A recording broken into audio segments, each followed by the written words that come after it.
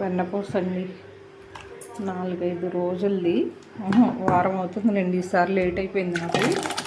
ఇలాగ 4 ఎక్కువైపోయింది, ఎక్కువ వచ్చిందండి వెన్నపూస బాగా.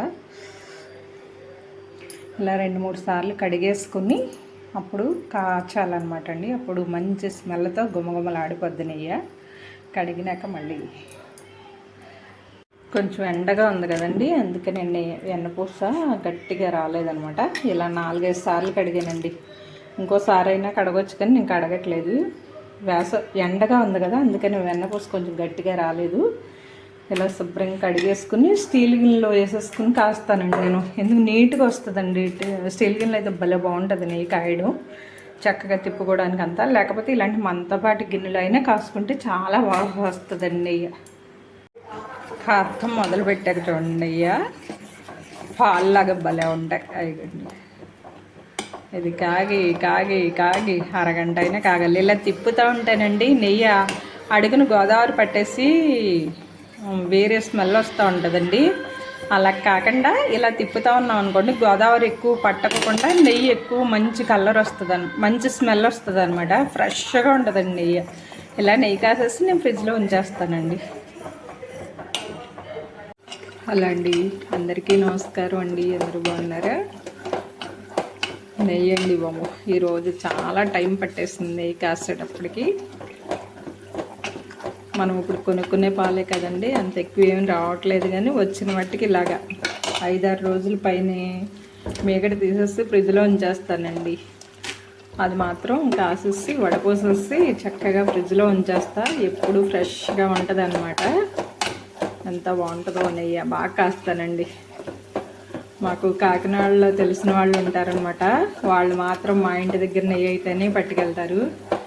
నెయ్యి ఉందా అని ఫోన్ చేస్తారనుకోండి, లేదు అన్నాననుకోండి, ఇంకెవరి దగ్గరన్నా తీసుకుని ఇస్తానండి, పోనీ పట్టుకెళ్ళిగానంటే వద్దండి మీ నెయ్యే కావాలంటారు. అంటే నేను గొప్ప చెప్పడం కాదు, కానీ చాలా బాగా కాస్తాను నెయ్యి. ఫ్రెష్గా గుమ్మగుమ్మలాడిపోద్దండి, చాలా బాగుంటుంది. చాలా బాగా కాస్తానండి. నేను ఇప్పుడు వరకండి తెల్ల చిలకడ దుంప అయితే అసలు ఎప్పుడు వాడలేదండి. ఇప్పుడు వరకు ఎరుపువే తీసుకొస్తాం, కానీ ఎప్పుడు తెల్లవి వాడలేదన్నమాట.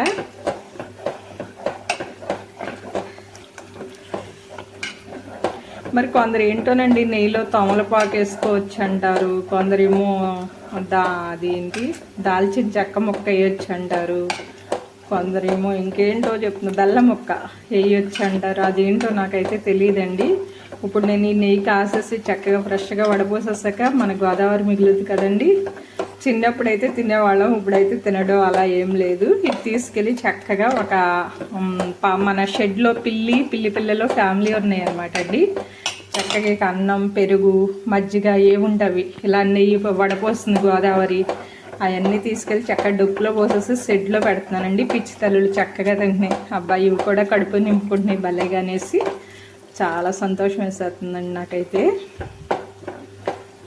అలా పెడుతున్నాను అనమాట అండి, వేస్ట్ చేయకుండా. కొంచెం అండి నాకు ఎప్పుడు కొంచెం అన్నం అయ్యి ఎక్కువ వండడమే అలవాటు అండి. కొంచెం సరిపడా వండడం అంటే నాకు అసలు రాదు.